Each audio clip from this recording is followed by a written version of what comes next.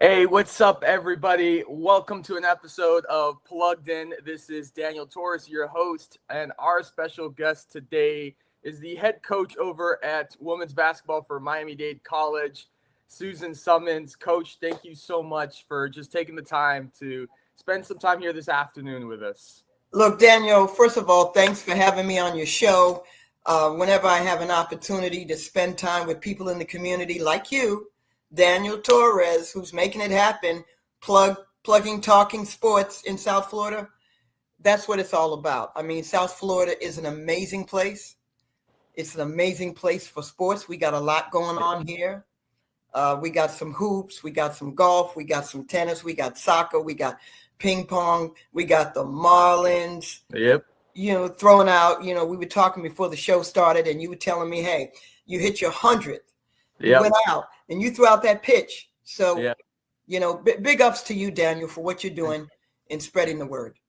Thank you. Thank you, Coach. Now, we got to talk. You sent this over to me, and we got to talk about it. Just a historical season you just had. 21-9 overall, best record since 2021. Chief state rankings of the top 6, top 3 team offense in Florida, 82.3 points per game, and top 4 team rebounding in Florida, 45 rebounds per game. Coach, you got to talk to me about this season. Talk to me about it. Just take me through it. Oh, just walking you through it. I said earlier on the front part of the show, Daniel, you win games with talent. But you win championships and you go 21-9 with good people. Yeah. And we had some incredible student athletes that really pulled together, worked together, incredible season. And just all the pieces came together, the X's and the O's, as we say, as coaches, we talk about on the floor. But it's not just the X's and O's on the floor. It's the X's and the O's off the floor. Yeah. That chemistry, and chemistry can happen at any time. Sometimes it's natural. Sometimes you have to work at it. Sometimes you have to mold it. Sometimes you have to nurture it. But nevertheless, 21-9 since the pandemic. Yeah. We were coming off of trifecta conference championships right before the pandemic hit, Daniel. We were in a rhythm at the college, Miami-Dade women's basketball. The pandemic hit, and things changed for everyone across the world. Yeah. And so it took a couple of years to rebuild and reboot. Yeah. And that's what we did. So just really putting up 100 or more points on 4 different occasions this year. One game, 132 points in one game. Whew. That's crazy. That's a lot of points. I think the Miami Heat can use some of those points. Oh, definitely. Yeah, Cleveland definitely hit more than 130 on them. So yeah, Cleveland. Oh my gosh, Cleveland. That score, what was it? 138 to 83. It was not pretty. It wasn't pretty. Come on, the Heat. You guys are supposed to be caliente. That's true. On fire. Hey, they gotta take some tips from you, Coach. Hey, look, they need me on the floor on the sideline. If they're listening, look, come get me. It's okay. I can help out. But anyway, look, every team, every program, if you keep doing this, you might have a tough season. You might have a tough year. You might have a roller coaster window. We know that in sports, right? And the Heat's been on the top. They've been doing some extraordinary things. So big ups to what Eric Spoelstra does down there with that group. Because you know what? Those are millionaires every day. Yeah. But you know what? He says, look, if you're not sweating in his practice, you're not working. And I love that. So we can expect the Heat is going to do an overhaul in this offseason, right, Daniel? Oh, guaranteed. There's some things going to change this offseason for sure. We know some things are going to change. They got Hero. Yeah. You got Duncan over there on the sideline, Abato, but we gotta add another layer. Yeah. To not only be competitive, but to really solidify the playoff spot and then compete in the playoff spot while you're in there. Lone Depot, I was down at the Lone Depot Center, which is an amazing place. Yeah. You threw out the pitch there for the Marlins. Oh my gosh. Their graduation, I was there with Miami-Dade, 2025 commencement, 10,000 students graduating going through and walking through all of their footprints of dreams. Yeah. With grit, because dreams happen. The reality of it is if you work hard or outwork your opposition, outwork them, and you believe in your goals and you believe in your dreams, then it happens. So I was just there at the Loan Depot Center as one of the graduation marshals, helping facilitate the process, watching graduates walk across the stage with our own Madeline Pomiega, the CEO of Miami-Dade College, the leader, the student athlete herself, doing some amazing things with the Kaseya Center software CEO, Fred. So it was an exciting time. And of course, our own Kendall campus president, Dr. Brian Stewart. Yep. And they were doing it. Music was great. Celebration was great. They had a DJ. Come on. What graduation can you go to in South Florida? We're talking about plug-in talking spots. What graduation can you go to anywhere where they have a DJ playing some tunes in the front part of the graduation? Hey, my graduation didn't have that. What? Only in South Florida, only at Miami-Dade College. So it's Miami, and it's exciting to be here. Coach, I gotta ask you, we'll take it back here. What first inspired you to pursue a career in coaching? Oh, that's an interesting question, Daniel. I get that question often, and probably the best way that I could quickly sum it up is, I'm one of the first original women's professional basketball players for the WBL. And the first women's professional league in the United States. I was drafted in the 3rd round by the WBL New Jersey Gems and trained at the NBA Meadowlands where the New Jersey Nets play at. Yeah. And then I was traded to the New England Gulls, who was coached by the Boston Celtics player, Jim Luskatoff. Amazing history there. Became one of the first women's pro players for Boston and one of the original WBLs, and was recently inducted into the Hall of Fame for women's professional. That's amazing, Coach. Legendary history. And so in that window, at some point in that process, I wasn't playing, and one of my former history teachers and high school coaches needed some help at the high school ranks. And they said, hey, we think you'd do a great job coaching, and why don't you come over here to the high school and help us coach? And I thought, coaching? I don't know. Me? He said, you do a great job motivating people. You motivate by demonstrating. We've watched you. We think you can help us. So I took him up on it at Madison Park High School. They were they were 0-10 at that time when I came in. We went on like a 14 or 16 game winning streak, and we won the City Public High School state championship that year. And wow. And we sent a player who we had as an All-American. Her name was Valerie Aran. We sent her to, at that time, FCCJ, Florida Community College of Jacksonville at that time. Mm-hmm. And that's how I started the connection with Florida from Boston. And that's how I got into coaching initially. And it went well. And she made me the co-high school coach. And then a job opened up at Roxbury Community College. At the time, I wasn't interested. I was a cop. I was a police officer for the Boston Housing Projects, full time. And they wanted me to come and coach. And I thought, I don't know. I'm going to coach at the college ranks. I don't know. And I loved being a police officer at that time. So a year passed, and the college contacted me again and said, look, we really want to hire you. We think you'd be a great college coach, and we really need you. And that particular year, I decided, you know what? I'm going to try this. Try it. Yeah, I'm going to try it. And I took the job, and we were ranked 5th in the nation and won a state JUCO championship and went to the national junior college national championship. And another All-American that I sent to East Carolina State Division I program. And that just started the whole domino effect of my college coaching career that transcended. And obviously at that point, someone would say, well, how did you get to Florida? Well, I had a job, Division I opportunity to interview at Cornell University in New York as an associate coach. And I also had a job interview at Miami-Dade College. And I took the job interview at Miami-Dade College.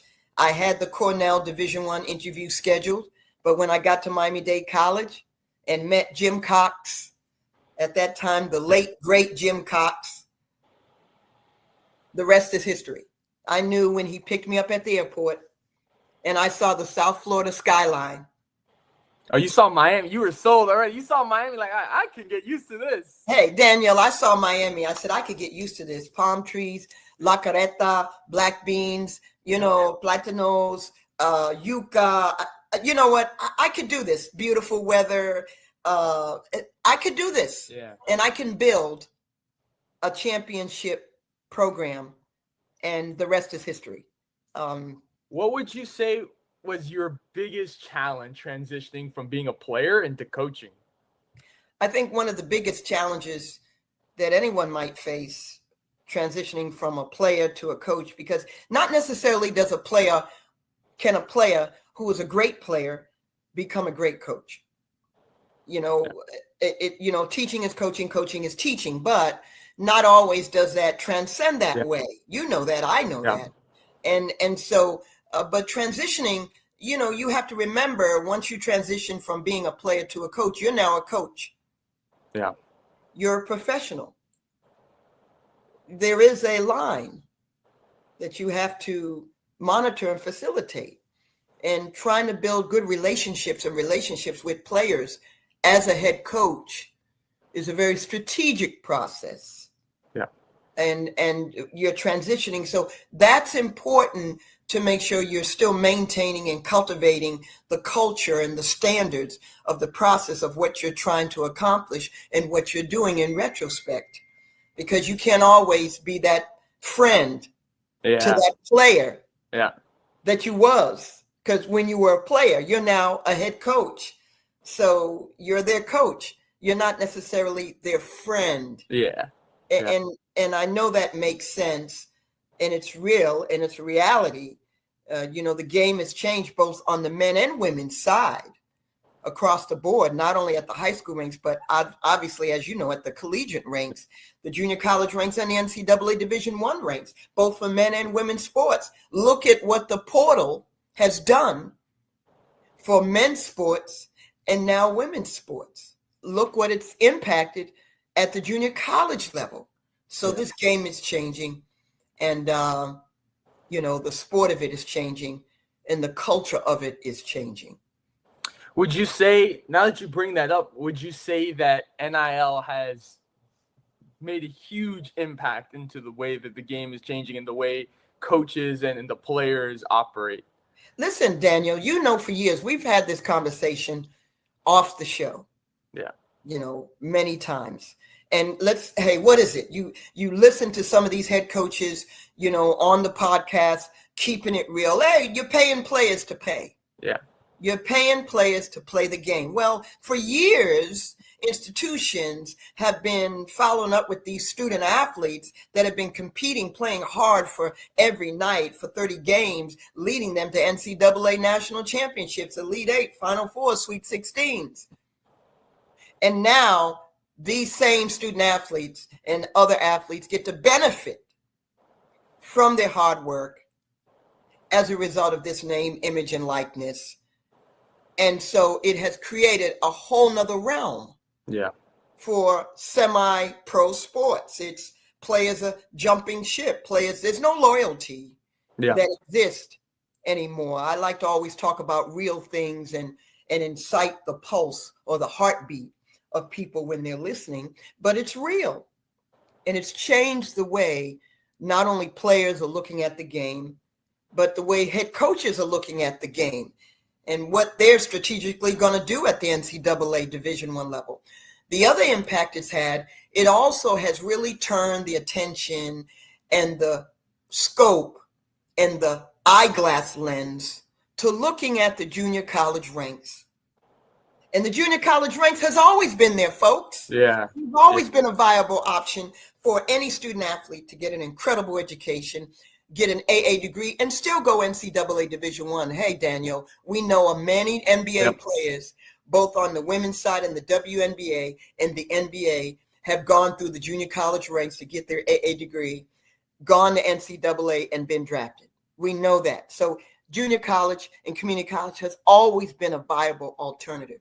But since this transition, this trend, this new social media name, image, and likeness, entertainment, professional sports trend for collegiate sports has taken it to a whole nother level. And now what we've been saying all along is you can still capture your dreams by going. People are believing that. You have people that are going on podcast shows promoting the junior college ranks, saying these are the benefits. This is why you should go junior college. So the impact has been great. It's going to change the strength, the viability of the junior community college level, not only on the men's side, but on the women's side. And it's already happening. And the last component that this NIL mogul has changed and impacted is the high school ranks. Correct, Daniel? Yes. Yeah, I've seen it. Have you seen it? Tell me a little bit about what you've seen and the impact it's having for these high school seniors. I have seen high school seniors either want money or already before even graduating expecting money from their university or colleges. Insane, the name, image, and likeness money that they're offering. Yeah. They're offering to players that are going on visits. This is what we can offer you.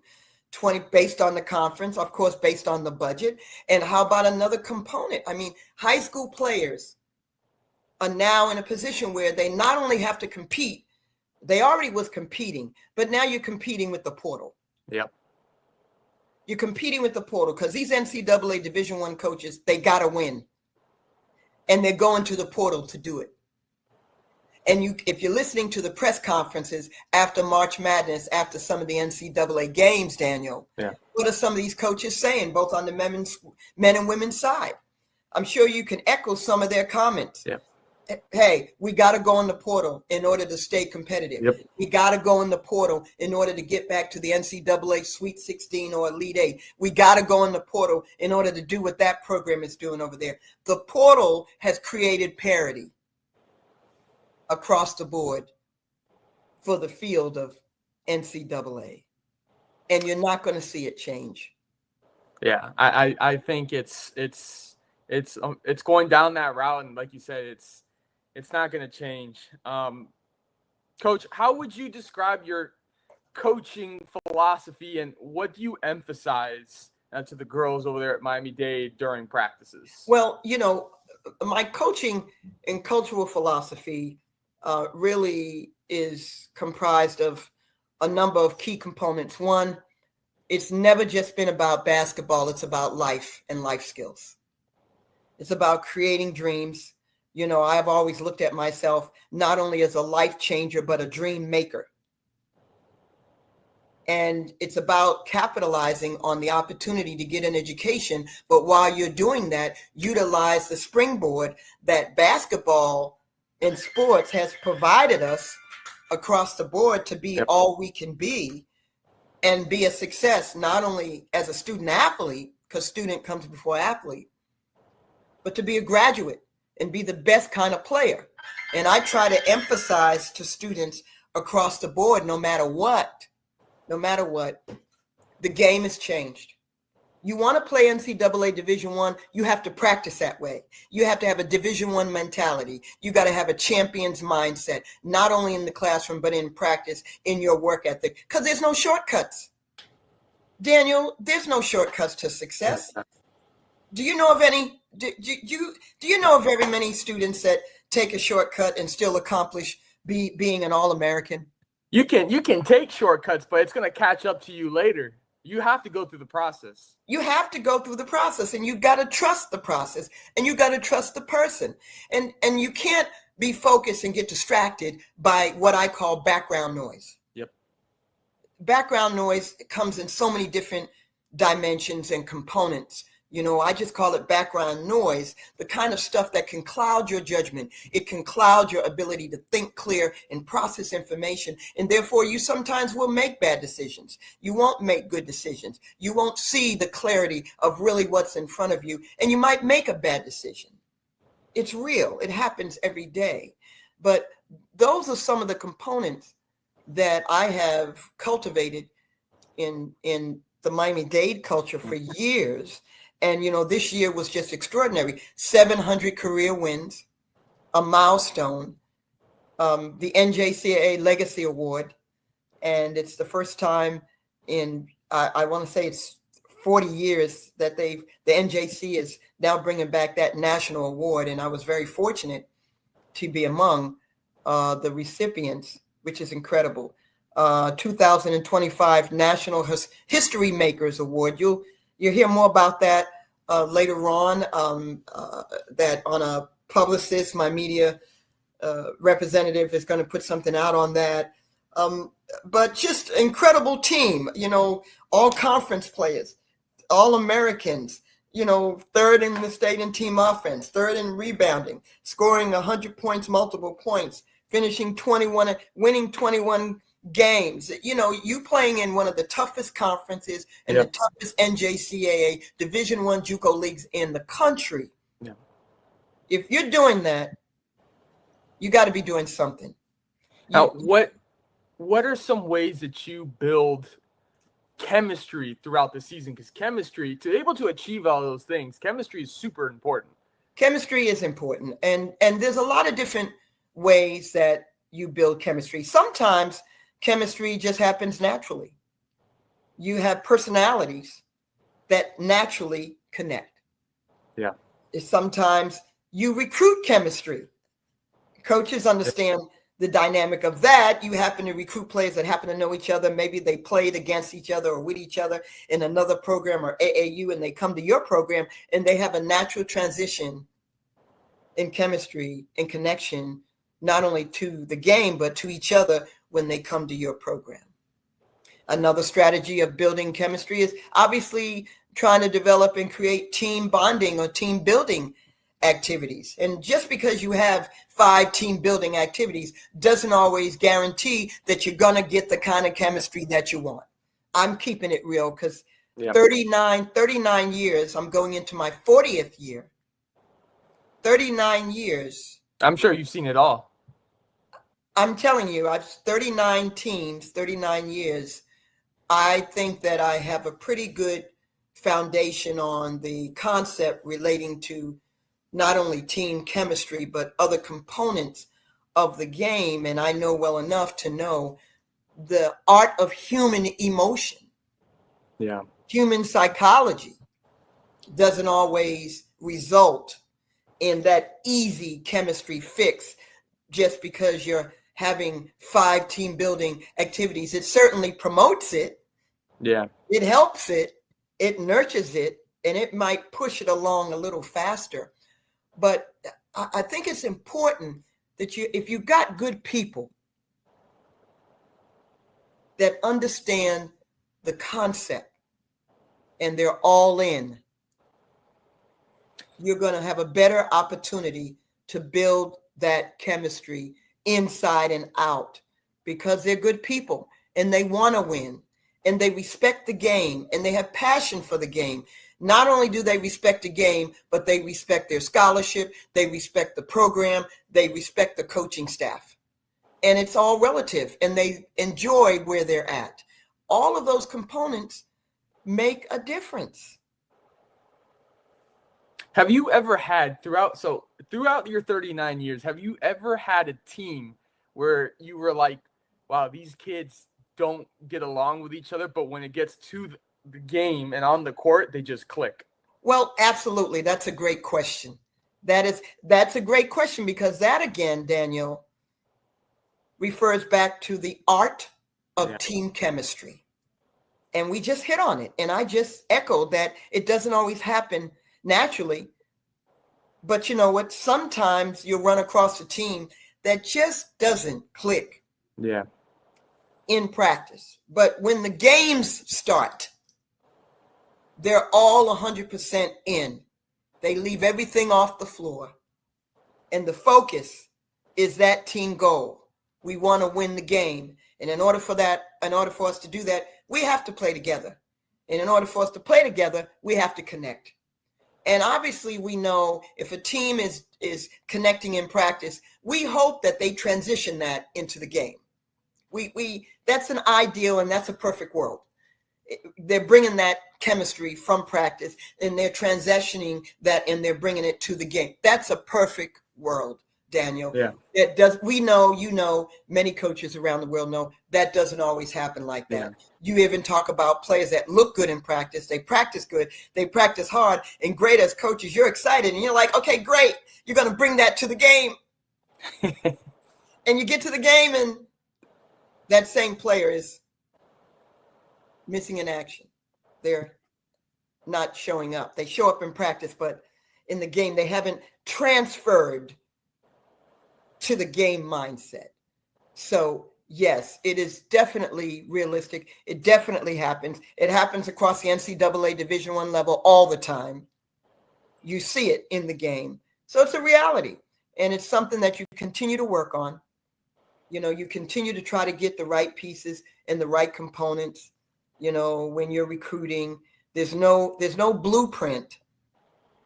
You just have to try to, every time you're recruiting, you add another component, another ingredient that's a positive ingredient that helps you to have better and stronger results ultimately in your objective and your goal. And at the end of the day, what's in the forefront? The culture, championship, academic graduation, being a good teammate, things like being a good teammate. Something as simple as that is strong. It's very, very strong, being a good teammate and being a good person. Those are relevant. So you touched on recruiting. What do you look for this program when you go on the recruiting trail? What kind of player or what kind of person do you look for to bring into the Miami-Dade College program? Well, you know, that's a great question, Daniel. And you've seen some of my teams over the years. You've been in the gym, you've emceed, you've commentated, you know the energy, you know the fire and the passion. And, you know, I'm originally from Boston, the New York area. I'm a former junior college All-American, you know, a national coach of the year, a 3-time assistant with USA Olympic basketball. So growing up with that Boston Celtic energy and watching the New York Knicks and playing at Rucker Park as a ball player, I'm going to bring that fire, that style, that fast energy, that exciting style. I'm bringing the excitement to the game. And it's important that when you're recruiting, and this is across the board for any coach, because I was doing a show a couple of weeks ago and they asked that question and they said, that's a very good point. You know, coaches recruit players that are very similar, that fit their coaching style, because you have to be able to look at those ingredients. That makes for a better fit. The coaching style, the system, the style that you're playing. If you play fast, if you play at half court, if you run a lot of motion, if you play the passing game. You know, I've had players come to me that are point guards that I think are great shooters, tremendous shooters off the bounce. But they've said, in a previous system, they weren't shooting. They were just passing. Yeah. And in that style and in that system, it was a motion passing set. And so it has to do with the style, the system, your coaching philosophy, your coaching style. And so I would think that any coach is going to look at that when they're recruiting that player, because obviously that makes for a better style, but also a better successful team and a successful season, because now you have the pieces. And then, of course, as Forrest Gump would say, you still never know what you're going to get in the box of chocolate until you take the wrapper off. So you can have all the pieces you want and you can have all the talent, but when you get them in the gym and you get them on the floor and they're starting practice, that's when you really get to see what you have under the wrapper. Yeah. So going into year 40, what goes into preparing for a new season on the court and off the court? Well, a lot of things, Daniel. Certainly, we try to, as coaches, or any coach is always going to look at how can you be better? How can you be better? Pat Head Summit, the late, great Pat Head Summit, one of the things she used to talk about if they lost a game was the pressure was on her. And it was her job to make sure they were better for the next game. And she really lit into her players. She really charged into them. She let them know, look, this is what you're not doing. You have to do this in order for this team to be great. And that player accepted that. They embraced it. You know, they accepted that positive, constructive criticism to be better. And great players that are striving to be great are going to be coachable. Yeah. You're going to be willing to listen so they can be better. So, you know, I'm looking at all different components, the training, you know, preparing better, being stronger, more competitive, knowing what the national ranks will be, knowing what the competition is going to be, making sure, you know, if we had a deficit in the rebounding category, make sure we're filling that deficit, that we have not only more rebounding, but greater rebounding. If a coach had a deficit in rotation, to make sure we're looking at the recruiting component that allows us to have greater depth. So all of those components, and also obviously the culture, players that fit the culture, players that are going to fit the style and the system, and the expectation and the standards. Again, this is a Division I high-powered Division I intercollegiate program. Yeah. And every night, there's not a night off in 30 games. You have to show up every night to compete. It's not the YMCA. It's not Girls and Boys Club. It's not recreation. It's Division I JUCO at the highest intercollegiate competitive level. And the training is extremely intense. The demands and expectations are intense. And I let players know immediately, again, if you're striving to become or be an NCAA Division I player, top 10, top 15, top 20, top 40, then you have to make sure you're training at this level with that mindset so that you can easily transition and you can adjust and you can mature and have that maturity in leadership and maturity in your work ethic. Laziness and being a champion, they don't share the same room. Absolutely. They don't share the same space. They don't. You'll never find those two people, champion and laziness, walking the same footprints, walking in the same classroom, dribbling the same basketball, because they don't. They're completely opposites. You surround yourself with good people that are going in the same good direction you're going in, you're going to do well. Coach, what would you say has been the most valuable lesson that you have learned as a coach? I think one of the most valuable lessons I learned, and there's many, every year I'm learning a valuable lesson from my students. I don't want to ever stop learning, because learning allows you to grow. Yeah. Learning allows you to become better and to become that better self. So I'm always striving to be better.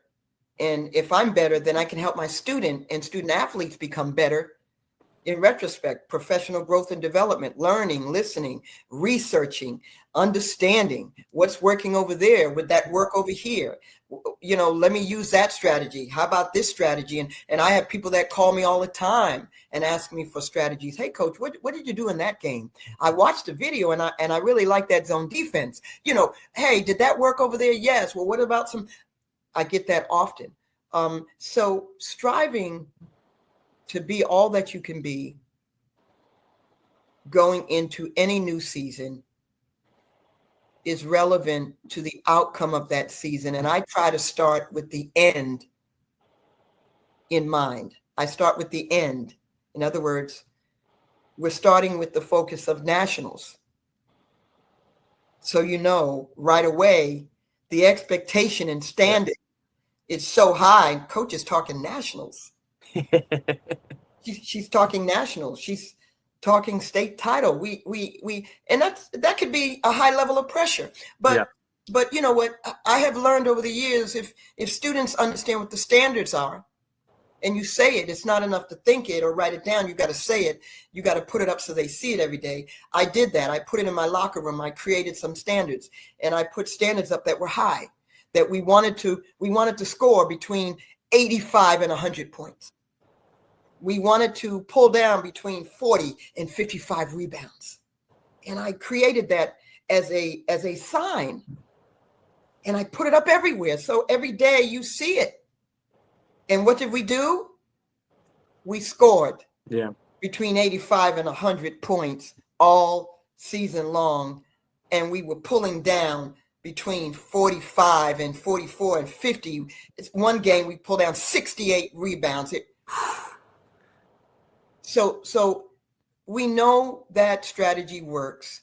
And of course, trying to make sure you build relationships with students. Absolutely. And student athletes. You have to meet them where they're at. The game has changed. Someone asked me, and I had a parent ask me, Coach Summers, you've been coaching a long time. The game has changed. You got social media. You got NIL. What are you going to do different with these students that are entitled? My daughter. And I answered that question. I said, I'm going to maintain the standards of integrity. Yeah. I'm not going to lower the standards of integrity just because no, you want to earn it. You're going to earn the process. You're going to earn this. It's not about we owe you. It's not about entitlement. It's about what you're earning. You're working towards this.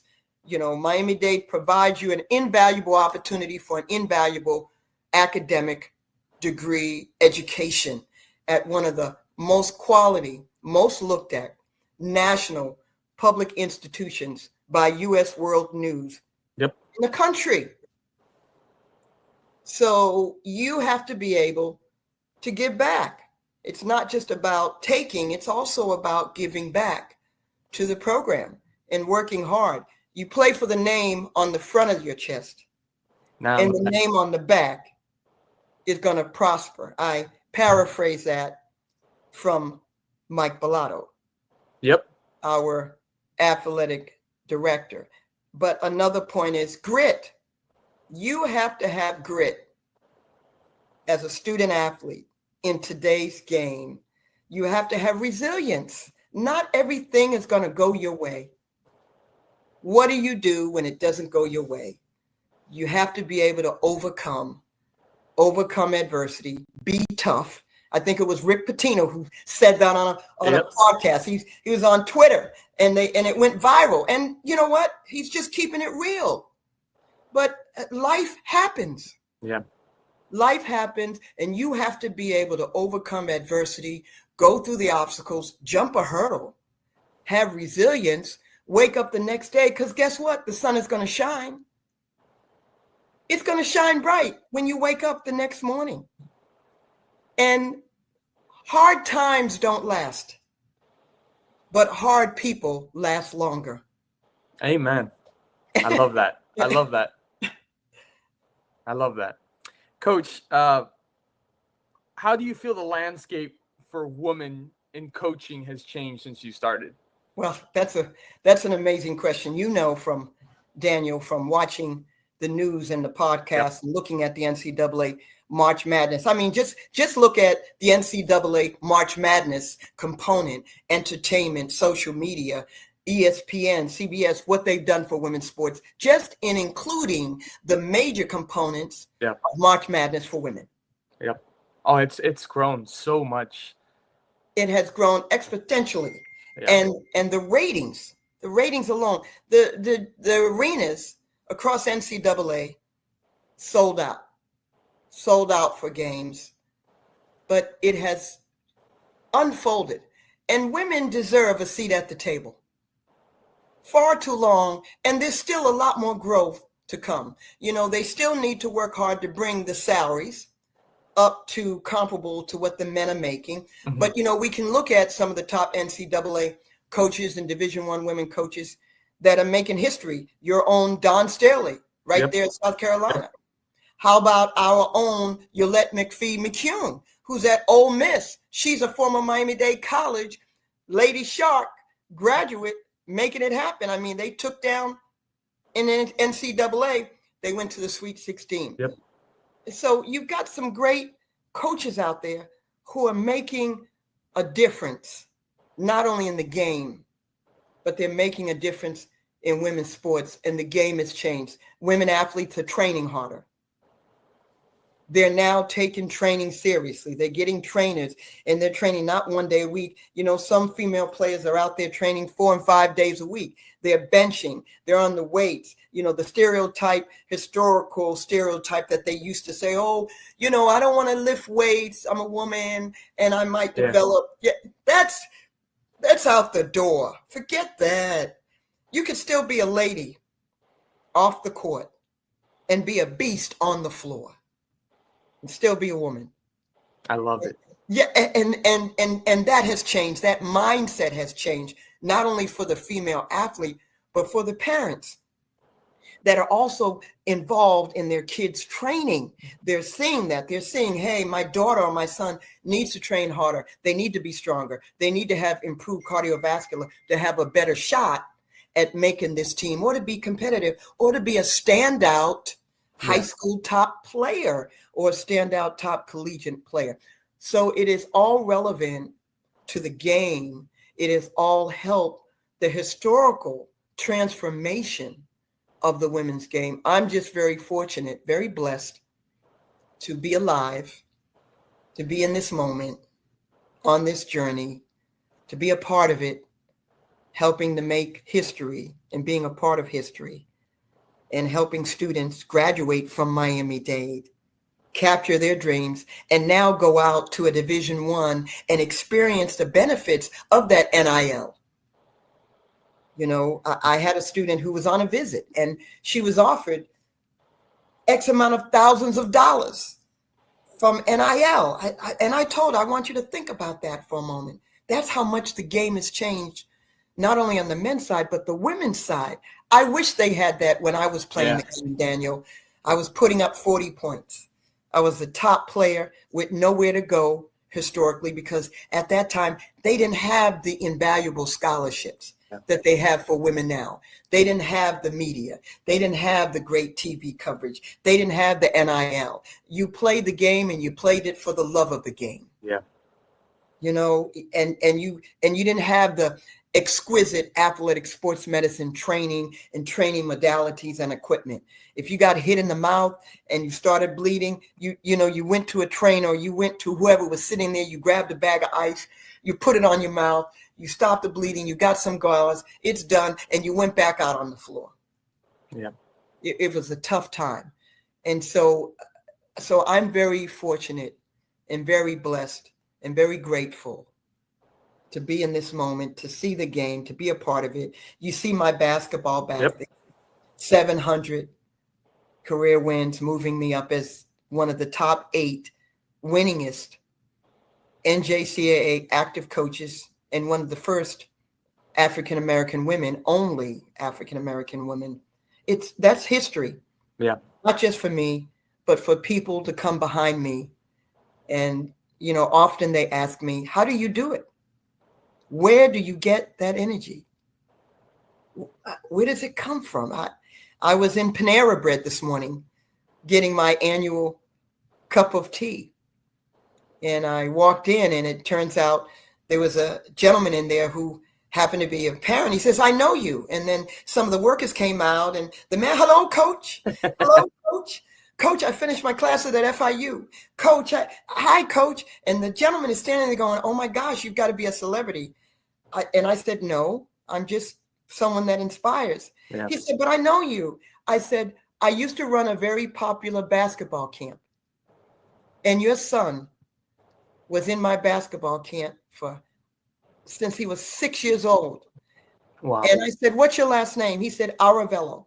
I said, and what's your son's name? Mike. How old is he? I said, he's 25 now. I want you to go back to your son, Mike Aravello. And I guarantee you, he's going to remember Best of the Rest basketball camp. One of the popular in the summer. We had over 100 kids in that gym at Miami-Dade. Wow. And I run into kids everywhere around South Florida who grew up in my basketball camps, and they're now doctors or teachers or lawyers or coaches, and they run into me in Starbucks or Panera Bread or at Dick's Sport, and they chase me down, Coach, you remember me? I'm Jose. I was in your basketball camp. I'm like 20 now. You look, I loved your camp. I was motivated. You inspired me. So if I'm touching someone's life, changing a life, Daniel, whether it's a student, an adult, someone, a colleague, someone that I see, you don't know what kind of day someone's having.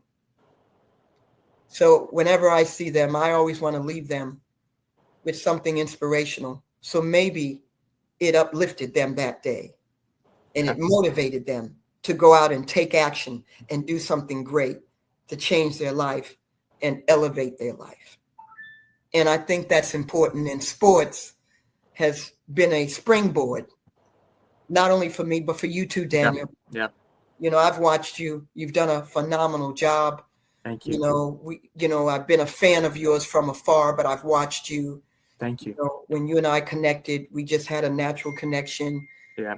And I always tried to share and insert in some motivational nuggets, throw them at you, and a crossover or pass them to you. So, I'm proud of you. And I just encourage you to keep doing what you're doing because you're in the right lane. Your footprints are walking throughout South Florida. Thank you so much, Coach. I really appreciate that. And I just really appreciate this. Was a treat, honestly, to have you on here. And I'm sure the viewers are going to love this. Again, I appreciate you so much, being over at Miami-Dade College and emceeing. And I just loved watching your teams and your passion for coaching and your motivation. So I really just thank you so much for taking your time to be here today. Well, Daniel, look, PlugTalkSports, Susan Summons, SusanSummonsSpeaks.com. Yep. Susan Summons YouTube, IG, Twitter. It's all about plugging not only sports, but plugging life. Yeah. And we want everyone to feel good and be great. That's why I'm on this show. That's why I took time today to spend time with you, Daniel, because you're plugging Talk Sports throughout South Florida. I believe in South Florida. Thank you. All right, guys. Thank you for tuning in and watching this. I hope you guys enjoyed this. Thank you, Coach, once again, and we'll see you guys for the next episode.